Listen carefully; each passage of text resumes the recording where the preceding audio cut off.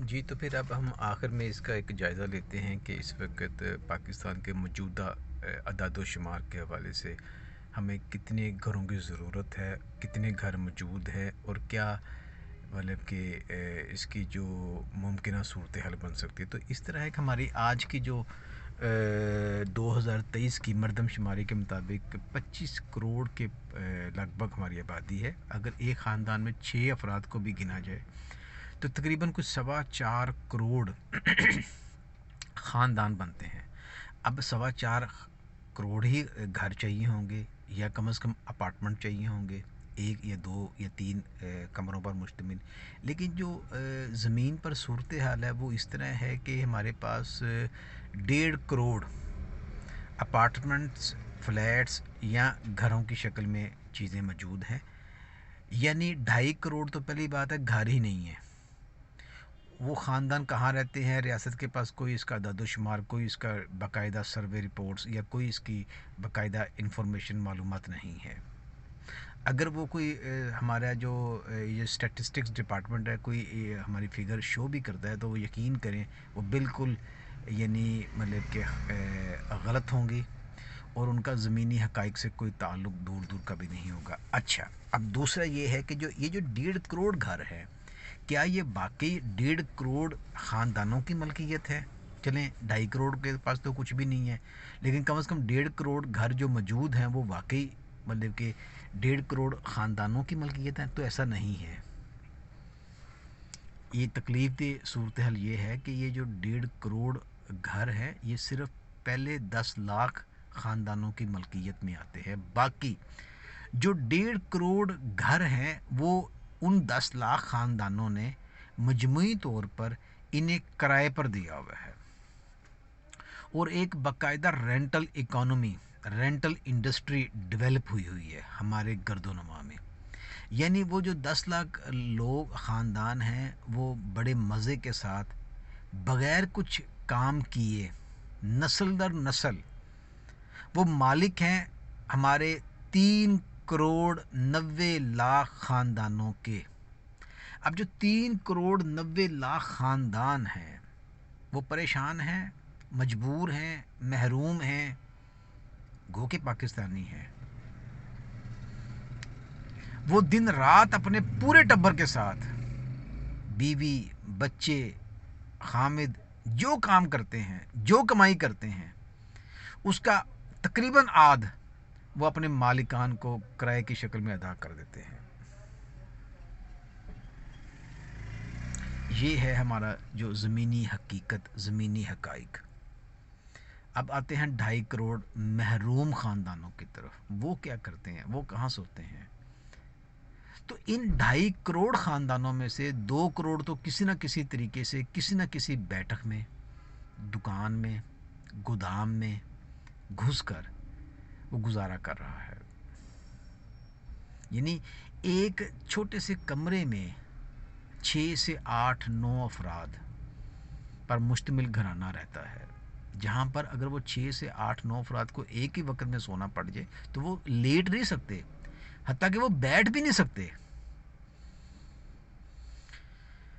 یہ ہے وہ تلخ حقائق جن سے ہم نے نمٹنا ہے، جنہیں ہم نے جاننا ہے، اور یہی ہمارا سماجی شعور ہے، اور اسی سماجی شعور کی طاقت کی بنیاد پر ہم نے آگے بڑھنا ہے، اور ان چند خانوادوں، چند خاندانوں، چند گروہوں کو ہم نے ان کی جائیدادوں اور ان کی لامحدود جو مالیاتی طاقتوں سے ہم نے ان کا مقابلہ کرنا ہے۔ ہم نے قومی اور ہم نے قانونی اور آئینی اور جمہوری انداز میں ہم نے ان کی جائیدادوں کو ریاست کے ذریعے، ریاست کی طاقت کے ذریعے، ریاست کی آئینی طاقت کے ذریعے ہم نے انہیں قومیانہ ہے، نیشنلائز کرنا ہے۔ یہ فراڈ ہے پچھلے 50 سالوں سے۔ ریاست طاقتور ہوگی تو یہ جو ہمارے 2.5 کروڑ محروم خاندان ہیں ان کے لیے کچھ کرے گی۔ ریاست کمزور ہوگی تو وہ 10 لاکھ یا چند ایک جو گھرانے ہیں، خانوادے ہیں، ان کے ہاتھوں میں کھلونا بن کر ان کے لیے 3,90,00,000 لوگوں کا مسلسل استحصال کرے گی، جبر کرے گی، ظلم کرے گی، ان کو کیڑے مکوڑوں سے بھی زیادہ پیڑی زندگی گزارنے پر مجبور کر دے گی، اور کر دیا ہے۔ یہ ہم روز مرہ ہر روز خودکشیوں کی شکل میں، محرومیوں کی شکل میں، بیماریوں کی شکلوں میں، غلاستوں کی شکل میں ہم دیکھتے ہیں۔ اب اندازہ کریں کہ یہ کام کون کرے گا۔ پی ٹی آئی 2018 میں گورنمنٹ آئی، 50 لاکھ گھروں کا وعدہ کیا۔ باقیوں کو ہم بالکل نہیں چھیڑتے کہ انہوں نے تعلیم میں کیا کہا تھا، پولیس کی شکل میں کیا کہا تھا، ریفارمز کی شکل میں 50 لاکھ گھروں کا وعدہ کیا تھا۔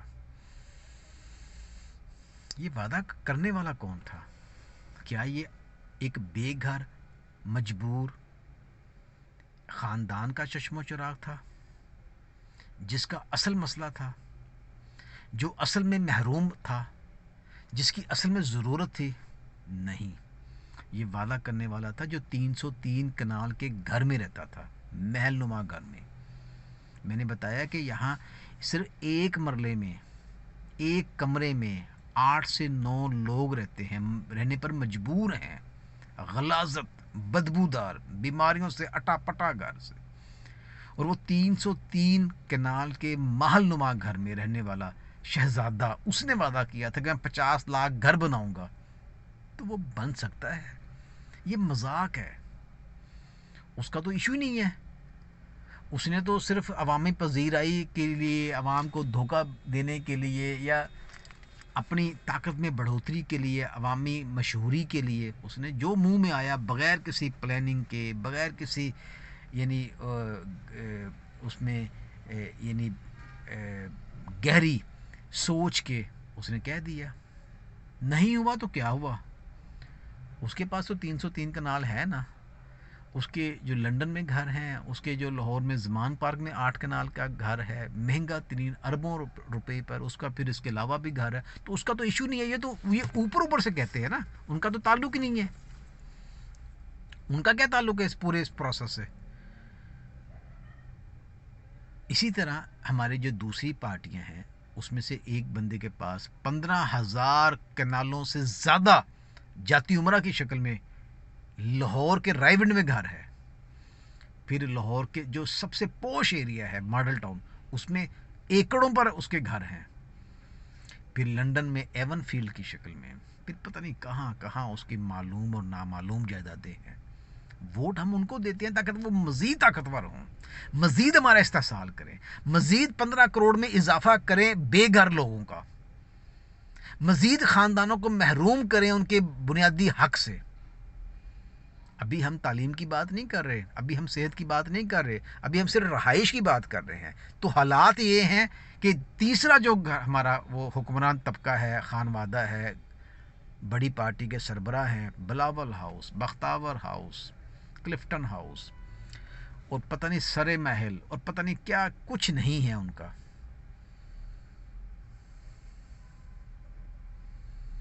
تو اگر ہم نے اپنے سماجی شعور میں اضافہ نہ کیا، ان لٹیروں کے، ان چوروں کے، ان قومی رہزنوں کے ہم ہاتھوں میں اسی طرح کھلونا بن کر کھیلتے رہے، تو پھر حالت اس سے بھی خراب ہوگی، پھر حالات اس سے بھی زیادہ دگرگوں ہوں گے، تکلیف دہ ہوں گے، کیونکہ ہماری آج آمدنیوں میں جو فرق ہے، EOBI امپلائرز اولڈ بینیفٹس جو انسٹیٹیوٹ ہے، اس کی رپورٹ کے مطابق ہمارا جو ایک عام آدمی ہے، اس کو اگر وہ 10,000 ریاست پے کرتی ہے کسی نہ کسی شکل میں، تو ہمارا جو یہ جو اس میں جو ایلیٹس جو لوگ ہیں، ریٹائرڈ جو بڑے اداروں کے بڑے سربراہ ہیں، ان کو وہ 9,20,000 پے کر رہی ہے ڈائریکٹ۔ یعنی اس کا جو فرق ہے 10,000 اور 9,20,000 کا، 1 اور 92 کا ہے آمدنیوں کا فرق، اور یہ فرق اتنا یہاں ختم نہیں ہوتا، اس کے علاوہ ان کے پاس ریاست کی طرف سے پیڈ گھر ہیں، سیکیورٹی گارڈز ہیں، ہیلتھ بجٹس ہیں، یوٹیلٹی بلز ہیں، پیٹرول ہے، گاڑی ہے، ڈرائیورز ہیں، یہ سارا کچھ ڈالیں تو یہ تقریباً کوئی 15-20 لاکھ میں پڑتا ہے وہ بندہ. یعنی یہ جو فرق ہے وہ ایک بن میں نہیں، 150 کا ہے. جبکہ برطانیہ جیسا امیر ترین جو ملک ہے اس میں جو EOBI کا جو فرق ہے، یعنی جو چھوٹا جو طبقہ ہے ریاست کا، جو مطلب ریٹائرڈ پرسن ہے، اور جو بڑا ریاست کا سب سے ٹاپ جو بندہ ہے، اس کا 1 اور 11 کا ہے. سب سے پہلے تو ہم نے یہ جو ڈیفینیشن ہے غربت کی اور امارت کی، اس کو سمجھنا ہے. سمجھ کر اس کا ہمارے معاشرے پر کتنے غلیظ اور کتنے ظالمانہ اور کتنے تاریک اثرات مرتب ہوتے ہیں ہماری نفسیات پر، سماجی نفسیات پر، مجموعی نفسیات پر. چند لوگ جو ہمیں کھلاتے ہیں، اب ساری جو ریاست کا جو وہ اربوں خربوں روپے کا بجٹ ہے، اور اس کے بعد پھر وہ جو قرضے لیتے ہیں وہ اپنی ذاتی تنخواہوں مراعات پر خرچ کر ڈالتے ہیں. اس کو سمجھنا ہے. تو اس کا حل صرف اور صرف یہ ہے کہ ریاست ہم اپنی قانون سازی کے ذریعے اس 1973 کا جو آئین ہے، جو چند ایک لوگوں کی ذاتی ملکیت میں مراعات میں اضافے کا باعث ہے، اس میں ہم اپنی طاقت، اپنی سمجھداری کے ذریعے، اپنے سماجی شعور کے ذریعے، اپنی نمائندگی کے ذریعے سینٹ اور پارلیمنٹ میں ہم اس کو اپنے حق میں لے کر آئیں، قانون سازی کریں. یہ جو بڑی بڑی مراعات اسے کاٹیں، اور جو ریاست خاموش ہے تعلیم پر، صحت پر، رہائش پر، روزگار پر، مہنگائی پر، اس کو مجبور کریں کہ ریاست کوئی دوسرا کام کیوں کر رہی ہے جبکہ لوگ یہاں مر رہے ہیں. ان کے جو مراعات روکیں، فوری روکیں. لیکن یہ کون روکے گا؟ یہ میں اور آپ روکیں گے. اپنے قانونی حق سے، قانونی طاقت سے روک سکتے ہیں، اور ہمارے پاس کوئی دوسرا راستہ نہیں ہے. یہ فراڈ ہے. یہ ہماری جو کچھ تنظیمیں انقلاب، خونی جہاد، اس طرح کے نعرے لگاتی ہیں، یہ فراڈ ہے، یہ ڈھکوسلا ہے. یہ فوج بھی ہماری ہے، یہ پولیس بھی ہماری ہے، یہ FBI بھی ہمارا ہے، یہ سارے ادارے ہمارے ہیں، لیکن ہماری اس میں نمائندگی نہیں ہے. ہماری پارلیمنٹ میں، ہماری سینٹ میں ہم نے اپنی نمائندگی کے ذریعے ان کو اپنے ہاتھ میں لینا ہے، اپنی عدالت کو، اپنی صحافت کو، اپنی سیاست کو، اپنی فوج کو، اپنی پولیس کو، کیونکہ ہم اس کے مالک ہیں. یہ ہم نے سمجھنا ہے. یہ ہمارے دشمن نہیں ہیں، لیکن ان کو ہمارے خلاف استعمال کیا جاتا ہے ان لوگوں کے ذریعے جو آج پارلیمنٹ میں بیٹھے ہوئے ہیں، جو قانون ساز اداروں میں بیٹھے ہوئے ہیں. اگر ہم وہاں بیٹھیں، ہم اپنی نمائندگی کو وہاں بڑھائیں، اپنی طاقت کو بڑھائیں، اپنے سماجی شعور کو بڑھائیں، تو پھر یہ ساری چیزیں ہماری ہیں.